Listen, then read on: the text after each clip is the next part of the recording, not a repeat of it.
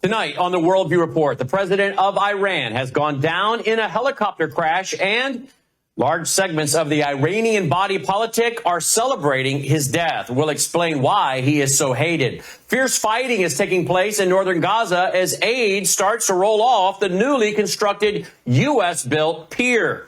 Joe Biden gets a rude welcome at Morehouse College, a historically black college in Atlanta. Tonight on the Worldview Report, while the Iranian people are celebrating the death of a cruel tyrant known as the Butcher of Tehran, leaders of the so-called free world are falling all over themselves to offer their condolences. WikiLeaks founder Julian Assange has been granted the right to appeal his extradition to the United States, as judges found assurances from the American legal team were unsatisfactory. The army of a major African country said it foiled a coup attempt over the weekend and arrested the perpetrators, which included several Americans. And is your car spying on you and tattling to your insurance company? The answer is yes. And we'll tell you what some very upset drivers are doing about it. All these stories and more as the Worldview Report begins right now.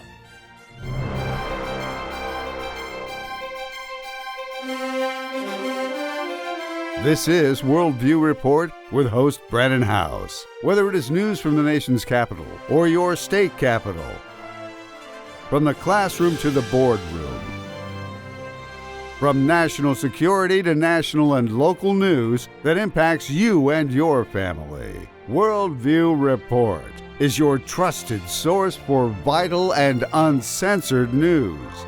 And now, here is Brannon Howse. Good evening and welcome to the Worldview Report.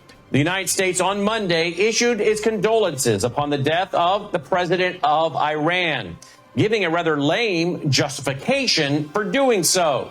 State Department spokesperson Matthew Miller said during a press conference on Monday that the U.S. offered condolences upon the deaths of Venezuelan leader Hugo Chavez and Soviet leader Joseph Stalin, both of whom the U.S. had major disagreements with. Miller said, quote, "It is a step that the United States takes, recognizing that people have families and in no way at all undermining our fundamental view of the Iranian regime and its crimes against its own people and our support for the Iranian people," end quote. Really? I wonder if they would offer such condolences if Vladimir Putin died under similar circumstances. Somehow, I doubt it. WikiLeaks founder Julian Assange has been granted the right to appeal his extradition to the United States by London's High Court. This happened on Monday. Its judges found assurances from the American legal team were unsatisfactory. Of course, this is a major victory for Julian Assange's fight to avoid being extradited immediately to the U.S. to face espionage charges. Two British judges found that assurances from the U.S. that they would not prevent the Australian WikiLeaks founder from appealing to the free speech protections guaranteed under the First Amendment during a trial were not sufficient. This is what Reuters said. The judges ruled that Assange's appeal against the extradition to the United States could go forward. The British High Court delayed its decision on the appeal in March, saying that Assange would be granted the right to appeal if the Biden administration failed to provide the court with assurances that America would not seek the death penalty against the WikiLeaks founder and that Assange is permitted to rely on First Amendment protections. The first condition, a guarantee against the death penalty, was met. That was met in the eyes of the court. But the second condition regarding the First Amendment, well, that was not.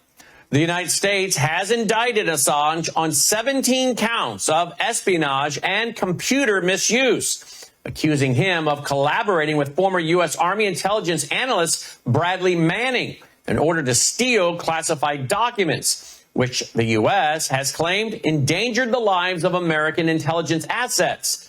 That's an accusation that to date has been without any supporting evidence. The U.S. wants to try a citizen of Australia under U.S. espionage laws, and yet claims that the same defendant has no rights under the U.S. First Amendment. But they have been able to get away with this because Australia, that government, has never lifted a finger to challenge the claims of its, well, superior ally in Washington. The WikiLeaks founder, he faces up to 175 years in prison if convicted. First Amendment advocates say that this case, if allowed to proceed to a conviction, well, it will have a chilling effect on journalists worldwide who report on U.S. political and geopolitical operations. The Democratic Republic of Congo's army said it foiled a coup attempt early Sunday and arrested the perpetrators, including several Americans, following the attacks on the presidential palace and the residence of a close ally of Congo's president that indeed left 3 people dead in the capital. Officials said the 3 U.S. nationals were among those behind the alleged plot to overthrow the African country's government, but their identities and whereabouts remained unclear on Monday morning. That's according to a CBS News report. Local media, well, they initially identified the armed men as guys who were part of the Congo army, soldiers. But then they reported they were linked to self-exiled opposition figure Christian Malanga, who later posted a video on Facebook threatening the current president from within the presidential palace. Malanga was killed at the palace after, well, resisting arrest. That's what a spokesperson for a top Congo Army general told the Associated Press. The current president was reelected in December in a chaotic election that saw opposition parties demand a revote over what they said was a lack of transparency. The Central African country has witnessed similar trends of disputed elections in the past. The army spokesman said Sunday on state television that the attempted coup d'etat was, quote, nipped in the bud by Congolese defense and security forces, and the situation is under control, end quote. He later told the AP that 3 Americans were among the perpetrators, including the son of Malanga. U.S. Ambassador to the DRC, Lucy Tamlin, said on social media that she was shocked and, quote, concerned by reports of American citizens allegedly involved, end quote. She said the U.S. would cooperate with the authorities. Of course, here's the question. Is this another CIA attempted coup d'etat in another country? Worthy of asking, is it not? As the heat of summer approaches, a new report warns that large portions of the U.S. are at risk of blackouts. A nonprofit grid watchdog group called the North American Electric Reliability Corporation, or NERC, that's the acronym, they have released their latest summer reliability assessment. And it shows what past seasonal and long-term assessments have also shown. America's grid operates on the thin margins of reliability, something we've been saying for years, right? So when the nation experiences heat waves or cold snaps, increased demand on the grid, well, it puts large parts of the U.S. at risk of blackouts. From the Midwest, New England to California and Louisiana. According to the report, the risk of blackouts during the heat waves this summer, well, they're rising.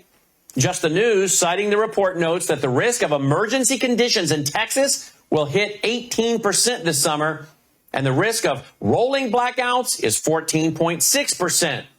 There are a number of factors, according to NERC, that are indeed contributing to the lack of, well, adequate electricity being available, such as high demand under certain periods of time. Of course, this includes the retirement of coal-fired generators, which removes on-demand electricity resources from the grid. A lot of capacity has been replaced by reliable natural gas-fired power plants, but during cold weather, natural gas gets diverted to heat for homes, which leaves less for generating commercial electricity. Lastly, there's the increased reliance on, well, wind and solar, which, depending on weather conditions, well, it's often not available during periods of peak demand. In other words, just when you need it the most, wind and solar cannot be counted on.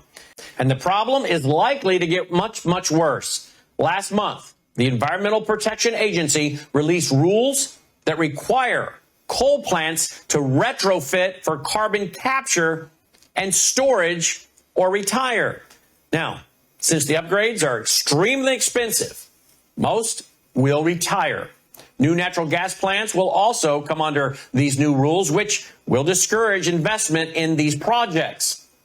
In fact, energy analysts Isaac Orr and Mitch Rowland, they're the ones who published their analysis on their Energy Bad Boys Substack. And they explained that the agency doesn't conduct operational reliability studies as part of its rulemaking. Instead, it relies on what's called resource adequacy, which the EPA has stated is not sufficient analysis to ensure enough electricity during peak demand periods. The Louisiana State Senate has approved a bill to require the 10 Commandments to be posted in every classroom in the state, from kindergarten to college. According to a report by KJAS, the law now only requires the signature of Governor Jeff Landry in order to go into effect, and it would make Louisiana the first state to require the 10 Commandments be posted in classrooms.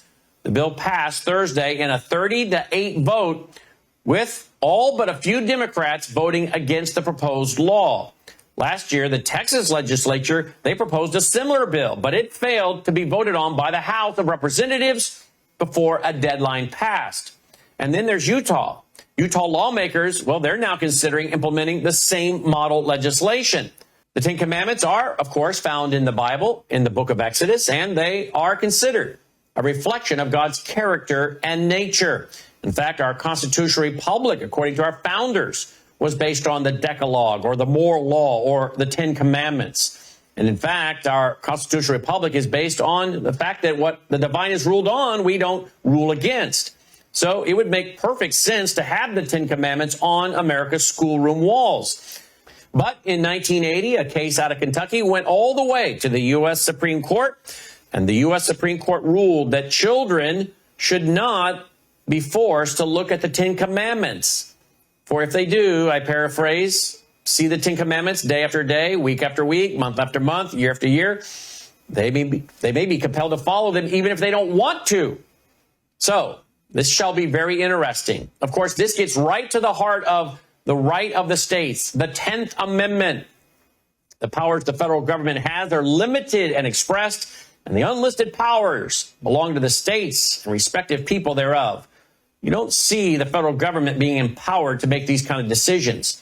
This is something that belongs to the states. This has to do with freedom of religion, freedom of parental authority, education, which rests with the parents. So this shall be very interesting, because unless there's a new twist to this, it sounds just like what happened in 1980. But we'll see what happens with this court. Keep your eye on this case. We sure will. We'll be right back after this break.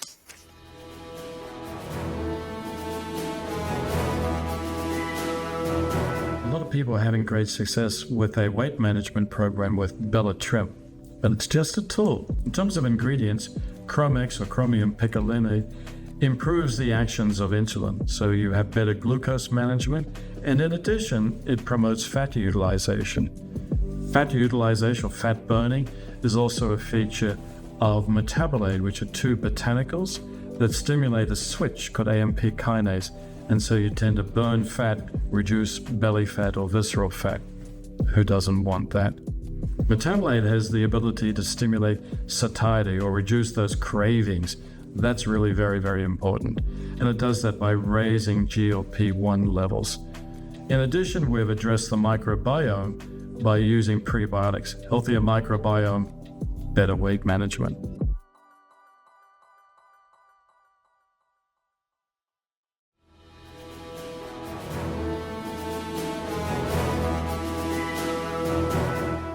Welcome back from the break, and thank you for joining us tonight and every night, and for remembering you make the program possible. Folks, that is not a joke. It's real, and we need your support. It takes a team of about 7 of us, 15 man-hours a day to collect all this news, all the graphics, all the B-roll, put it all together, folks, and yet we push it out for free. How do we do that? I know, I ask myself that sometimes too. How do we do that? Well, we do it because of your support. That's why. And if you appreciate what we're doing, we need your support through our foundation, which really is our biggest sponsor of this broadcast, WVWFoundation.com. The foundation exists to help push out Christian worldview programming, news, and information. so that people can understand the times through the lens of a Christian worldview and know how to think and respond to these issues from the, basis of a Christian worldview. So if you appreciate that, we do need your support. Look, folks, $5 a month. If enough of you gave $5 a month, we'd have it covered. So would you consider $5 a month, $10 a month, whatever you can afford? You can go and set up an automatic contribution at WVWFoundation.com, or you can just make an occasional contribution. You'll also find our mailing address on the screen, but you'll also find it on that website, WVWFoundation.com. Again, we are a public service and broadcast ministry of WVW Broadcast Network and our major sponsor, WVWFoundation.com. Don't forget, our foundation is also the ones that bring our church service to you on Sunday nights on worldviewtube.com at 8 p.m. Central. I'm teaching now through the book of Revelation. We'll be off for Memorial Day weekend, but we'll be back the following Sunday, Lord willing, lesson 8, as I teach through the book of Revelation. You'll find all of those Sunday night church services available for you to watch free at worldviewtube.com. Again, free, as a ministry of WVWFoundation.com. So thank you for your support. CNN commentator Alice Stewart died suddenly Saturday at the age of just 58 years old. Stewart's body was found Saturday morning outdoors in the Bellevue area of Northern Virginia. That's according to CNN. The network reported that police said foul play was not suspected in the death of the, avid runner, and that they believe she died after a medical emergency. Pamela Brown shared the news on CNN Saturday evening. Watch this. We have some very sad news to report to you, and I'm very sorry that I have to tell you this. CNN political commentator and Republican strategist Alice Stewart has passed away. Many of you know her. She's been a staple on this network, participating in many political panels, bringing us deep insight into politics. You'll remember she was a former communications director for Senator Ted Cruz. She worked with Mitt Romney and Rick Santorum, Michelle Bachmann, just to name a few. She also hosted a podcast with her friend and Democratic strategist Maria Cardona called Hot Mics from Left to Right. Alice and I both got our start in Arkansas television and local news. And when I was coming up as an intern, she was working there. And as we both made our way to CNN, she was always available with an encouraging smile or a text as I climbed my way up the ladder here.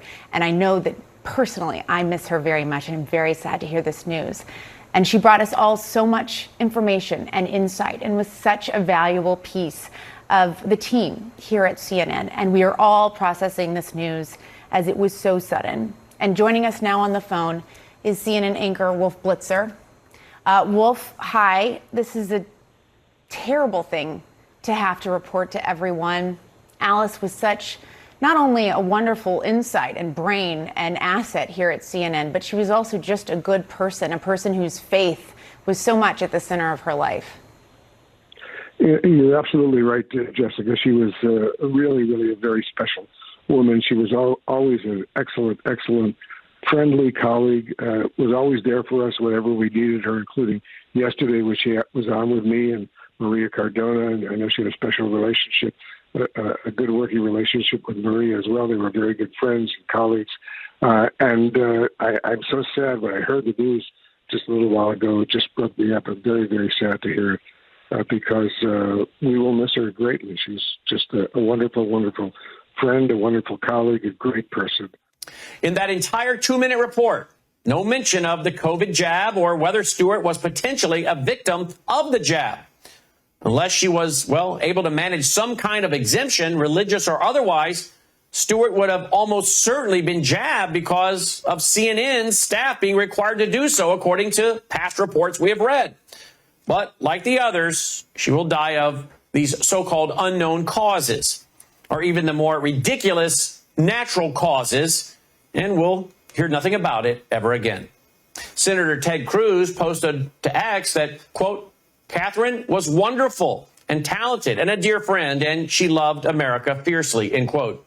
Stewart was a former communications director for Senator Cruz. She had also served in similar positions with Mitt Romney, Rick Santorum, Michelle Bachmann, and other political figures during her career. Last month, the New York Times published a story on how General Motors collects driver behavior data then sells access through LexisNexis to insurance companies, which will then, of course, jack up your rates. The absolute bare minimum you could expect from the auto industry is what? Well, that they're doing this in a way that's transparent and clear to car owners. But guess what? They aren't. TechDirt.com reports that automakers are burying consent agreements deep in the mire of some 100-page end-user agreement that, let's be honest, nobody reads.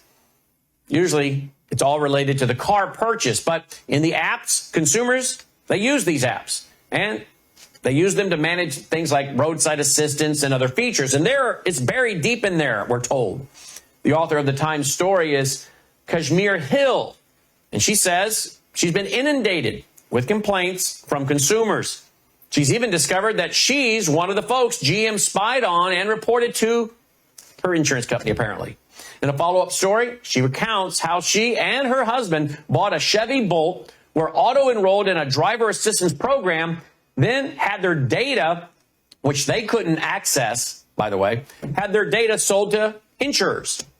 GM, well, they're now facing 10 different federal lawsuits from consumers who are very upset that they were tracked and then forced to pay significantly higher insurance premiums.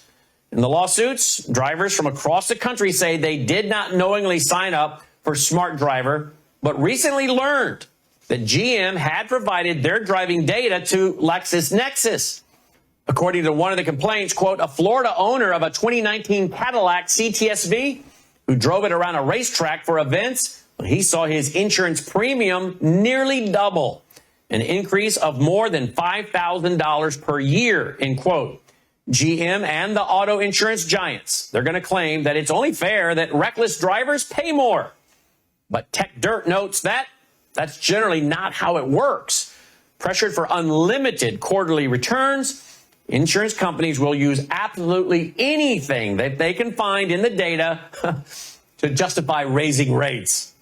And as the sector is getting, well, automated by sloppy AI, those determinations, well, they are not going to go, folks, in your favor. Well, now it's time for our nightly Worldview Report commentary.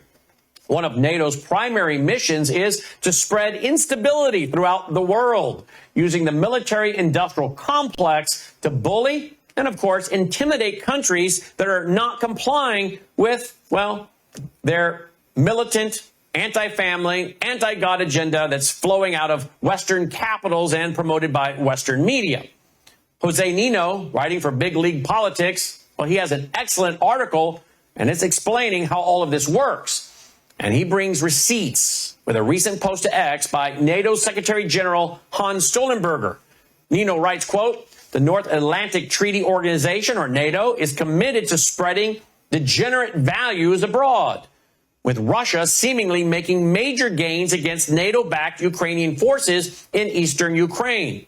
NATO leaders have been engaging in bizarre virtue signaling to divert attention away from the abject failure of this proxy war against Russia. The article continues, quote, since Russia's invasion of Ukraine in February 24th, 2022, NATO Secretary Hans Stoltenberger has been particularly vocal about NATO's values and why it's an institution that has to be trusted despite its long track record of causing instability abroad, from Serbia all the way to Libya, end quote. On May 17, Stoltenberger, he reinforced NATO's commitment to LGBT values by dropping, well, what I think is an unhinged post on X. Quote, NATO exists to defend 32 nations and our people's right to live freely and in peace. On the International Day Against Homophobia, Biphobia, and Transphobia, and every day, all love is equal. LGBTQ plus people deserve respect and dignity, and I am proud to call myself your ally, end quote. Wow. Well, Nino reminds us of why NATO was founded, well, in the first place. It was all in the wake of World War II back in 1949. And it was to, well, counter the Soviet Union's influence on the European continent. He writes, quote, however, since the collapse of the Soviet Union, NATO has worked to remake the world in America's increasingly dysfunctional image. Its interventions in the Balkans, all the way to Libya, have brought nothing but harm and instability, end quote. Additionally, he points out that NATO, well, they team up with a consortium of neo-Marxist and cultural Marxist nonprofits to promote values, well, such as sexual deviancy. Now, the question is why? Well, because they know no nation can survive without moral restraints. In fact, here's how he ends his article. Quote, in effect, any country that gets in bed with NATO catches the STD of multiculturalism, sexual degeneracy, and societal decay. More importantly, NATO is an entangling military alliance with a crusading ideology that is a threat to world peace, end quote. At the heart of this agenda, folks, lies what I think is a demonic attempt to depopulate the world, all in accordance with the principles that have been laid out by the globalists for a long time, by the population crowd, Club of Rome, many others. In fact, they were even on the Georgia Guidestones. Remember those? These folks are pushing for all kinds of reasons to depopulate. They really definitely want to depopulate the U.S. And it would be wise to exit this alliance for the U.S. We need to exit it all together and chart our own path on the world stage. We don't need this corrupt NATO that has outlived its usefulness and is very intent on getting us involved in World War III, which I can promise you will spike the likelihood of military drafts for our sons and now our daughters. So, talk about depopulation. How much are you going to tolerate? Are you going to go along? And by the way, if Trump wins and he tries to draft your son and daughter for some of these crazy wars, are you going to go along? Well, that does it for this edition of the Worldview Report. As always, thank you for tuning in and supporting the broadcast. Don't forget, we're brought to you by you. I think one way you can support us and your health is do what Melissa and I do every day. And I'm not just saying that, folks. We literally take this every day. It's called Bella Grace. It's an elixir made of collagen, cat's claw, that's an anti-inflammatory, and astaxanthin. That's loaded with antioxidants to take on the free radicals. You understand what I'm talking about here, right? If not, go research the importance of antioxidants, not to mention collagen, top drawer collagen, the right kind of collagen for eyes, hair, flexibility of joints, anti-inflammatory like cat's claw, which comes from a vine.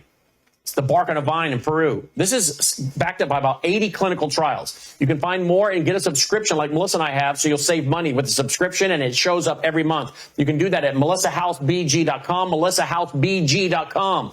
Also, you'll find a button there where you can join our team, and you can also offer this to your family and friends and promote it on social media and maybe make enough to actually cover your subscription, or maybe make $200, $300, $400 extra a month to offset the high cost of groceries now with inflation. So feel free to join our team and join us also in promoting Bella Grace. All the details are at melissahousebg.com, melissahousebg.com. This Numi, it's loaded with what's called glutathione. Glutathione is a very, very powerful molecule for detoxing our cells. Again, this is not a joke. There are about 162,000 studies at PubMed on glutathione. Swish with this twice a day like Melissa and I do. And again, do your own homework on the benefits of glutathione. Now, don't forget to go to twc.health/Brannon. Get your Contagion Emergency Medical Kit from the Wellness Company. That's my buddy, Dr. James Thorpe, Dr. Peter McCullough. The Contagion Kit is what you're going to need to take the meds to fight this potential bird flu they're going to push on us. So have all the meds in hand, ready to go. Not only can you get the emergency medical kit, you can now get their Contagion Kit. When you go to twc.health/Brannon, you'll save money and we get credit. Helps fund the program. Be sure to get your Contagion Kit now that's specifically about fighting bird flu. All right, twc.health/Brannon. worldviewtube.com/Brannon. And then finally, tell all your friends, won't you, about worldviewtube.com. Worldviewtube.com, where I stream live and all my programs are archived right there for you. Worldviewtube.com. Till next time, I'm Brannon Howse. May God save America. Take care.